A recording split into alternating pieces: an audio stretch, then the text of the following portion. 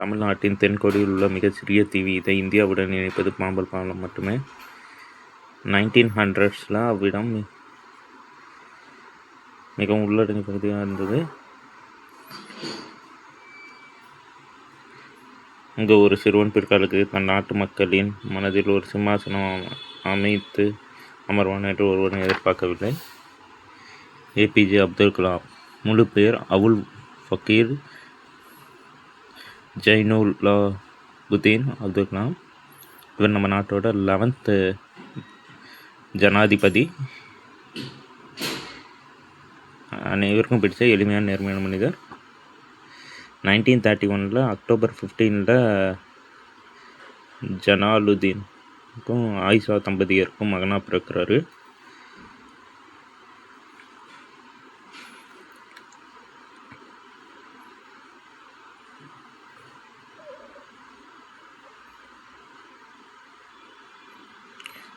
அதாவது இங்கே ஏன் நிறைய பேர் வராங்கன்ட்டு பார்த்தா ராமேஸ்வரத்தில் நமக்கே தெரியும். திதி கொடுக்க அடுத்து ராமநாத சுவாமி டெம்பிளை கும்பிட ராமர் இங்கே சிவலிங்கம் அமைச்சார். அடுத்து பாலம் இங்கேருந்து இலங்கைக்கு பாலம் போட்டது. அது கோயில் மஸ்ஜித் பக்கத்தில்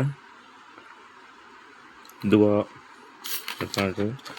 படகு விட்டுறது Rameswaram to Dhanushkodi.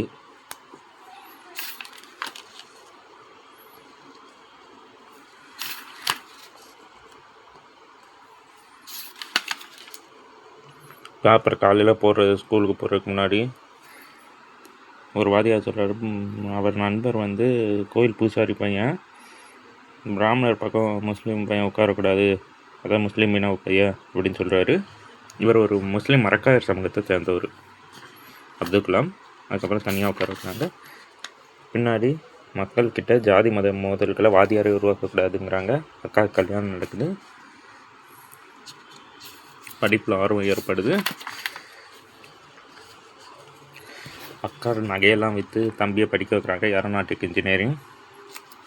ஏரோநாட்டிக்கில் last year final ப்ராஜெக்ட்டுக்கு முடிக்க வாதியார் ரொம்ப திறராக இருக்காது. சீக்கிரம் முடிச்சுக்கணும் இந்த மாதிரி ரொம்ப சொல்கிறாரு. ஆனால் இவர் கரெக்டாக முடிச்சிடுறாரு அந்த ப்ரெஷர்லையும் கூட ப்ராஜெக்ட்டுக்கும். அதுக்கப்புறம் வேலைக்கு இன்டர்வியூக்கு போகிறாரு. அங்கே செலக்ட் ஆகலை. ஏன்னா அங்கே 8 பேருக்கு தான் வேலை இருந்துச்சு. இவர் 9வது ஆளாக வந்துட்டார். உனக்கான வாய்ப்பு உன்னை தேடி கண்டிப்பாக வரும். வாழ்க்கையில் எதுவுமே காரணமின்றி நடக்கிறதில்லை சிவானந்த குருக்கள் இவருக்கு சொல்கிறாரு. இவர் அவரை இங்கே சந்திக்கிறார். எங்கன்னா ரிஷிகேஷில். அடுத்து இஸ்ரோ டிஆர்டிஓலாம் வேலை பார்க்குறாரு. டாக்டர் சாராபாய் கூட வேலை பார்க்குறாரு. சர்ச்சை ராக்கெட் தயாரிக்கிறதுக்காக கொடுத்துட்றாங்க இஸ்ரோவுக்கு கேரளாவில். அடுத்து இது அமெரிக்காவில் அவங்க இடத்துலையே பார்த்தீங்கன்னா திப்பு சுல்தான் ராக்கெட் ஃபோட்டோ வச்சுருக்காங்க.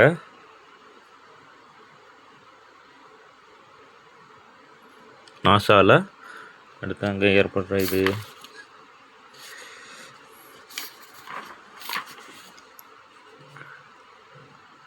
ஒவ்வொரு இடத்தும் நடக்குது.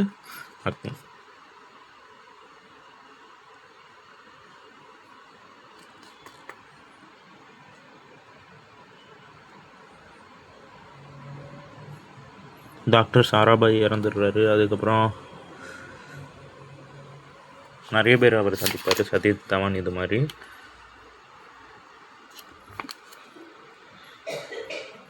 அக்கா கணவரை இறந்துட்டாங்க. கஷ்டத்தில் இருப்பார். தோண்டு போகாமல் திரும்ப செய்யணும் சதீஷ் தவான் சொல்ல திரும்ப செய்வார். அதெல்லாம் ஃபெயிலியர் ஆயிரும். கடலில் போட்டுருவார். அதுக்கப்புறம் சதீஷ் தவான் தான் பொறுப்பேற்றுப்பார் மீடியா முன்னாடி. நாங்கள் இந்த முயற்சியில் தோத்துட்டோம், அடுத்த முயற்சியில் ஜெயிப்போம்னு அப்துல் கலாம் கூட இதை இன்டர்வியூவில் சொல்லியிருப்பார். சதீஷ் தவான் தான் எனக்கு ரொம்ப பிடிச்ச லீடர்னு.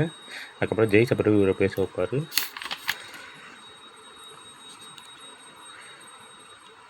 இப்போ பார்த்திங்கன்னா அப்துல் கலாமை அணு ஆயுத சோதனையை வந்து வாஜ்பாய் காலத்தில் பண்ணியிருப்பார். ஆட்சி காலத்தில் பின்னாடி அவரே இவரை பிரசிடெண்ட்டாகவும் ஆக்கியிருப்பார், பிரசிடெண்ட் ஆஃப் இந்தியாவாகவும்.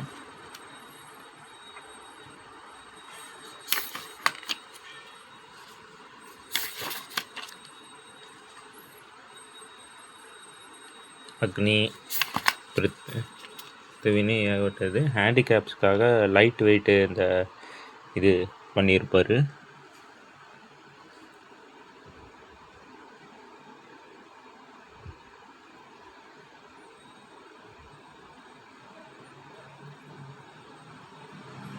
இந்த பற்றுக்கோள்கள் இதை தான் லைட் வெயிட்டில் தயாரிச்சுலாம், அதனால் நிறைய குணமான குழந்தைகள் ஈஸியாக நடக்க முடியுது. அதுக்கப்புறம் இவர் மிசைல் அமெரிக்காவுக்கே தெரியாமல் அணு சோதனையை வாஜ்பாய்கள் சக்ஸஸாக பண்ணிட்டார். இந்தியா 2020 வல்லரசு ஆகணும். ஆக்சிடென்ட்லாம் சயின்ஸில் எப்போ நல்லதும் இருக்குது, ஒவ்வொரு இதுலேயும் ஆபத்து இருக்குன்னு யோசிக்கிறாரு. ஜெயின் மாங்க் வந்து நீங்கள் வந்து இந்தியா சேஃப்டிக்காக டிஆர்டிஓ நிறைய தயாரிச்சுட்டேங்க மிசைல்ஸு, இப்போ அமைதி நிலைநாட்டுக்கும் பார்க்கணும் அப்படின்னு சொல்லுவார். அதுக்கப்புறம் வந்து பேசுகிறாரு. பிரசிடெண்ட்டாக இருக்காரு. சார் எனக்கு நார்மல் சரியாக போகும் இந்த ராஜு சார் அப்படின்னு இருக்காரு. அதுக்கப்புறம் நிறைய சயின்ஸ் இதை டெவலப் பண்ணணும், சுதந்திரத்தை வாங்கி கொடுத்தாங்க, அந்த சுதந்திரத்தை நம்ம காப்பாற்றணும், சயின்ஸ் அண்ட் டெக்னாலஜியோட அவசியம் முக்கியம் அப்படின்பார்.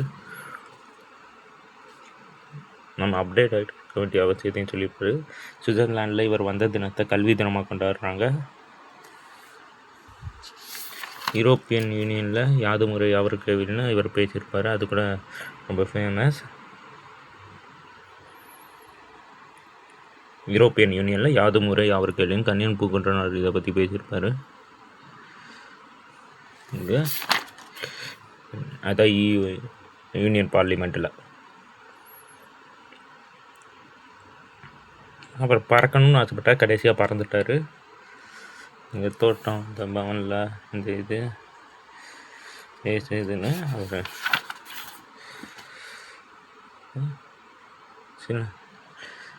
ஜூலை 27, 2015 ஷில்லாங்க்கு போகிறாரு, ஐஏஎம் கல்லூரிக்கு. அங்கே ஒரு பீஸ் கொடுக்குறாரு ஸ்டூடெண்ட்ஸுக்கு.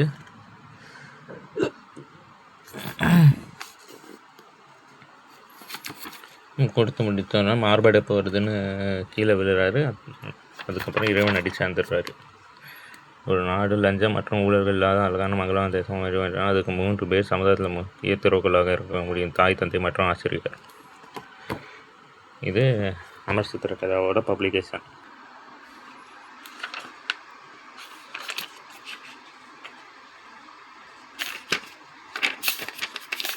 அருண் திவாரி தான் எழுதியிருக்காரு இந்த புக்கை இங்கிலீஷில், பிறகு தமிழில் ட்ரான்ஸ்லேட் பண்ணியிருக்காங்க. பண்ணது யாருன்னா கண்ணதாசன் பதிப்பகம்.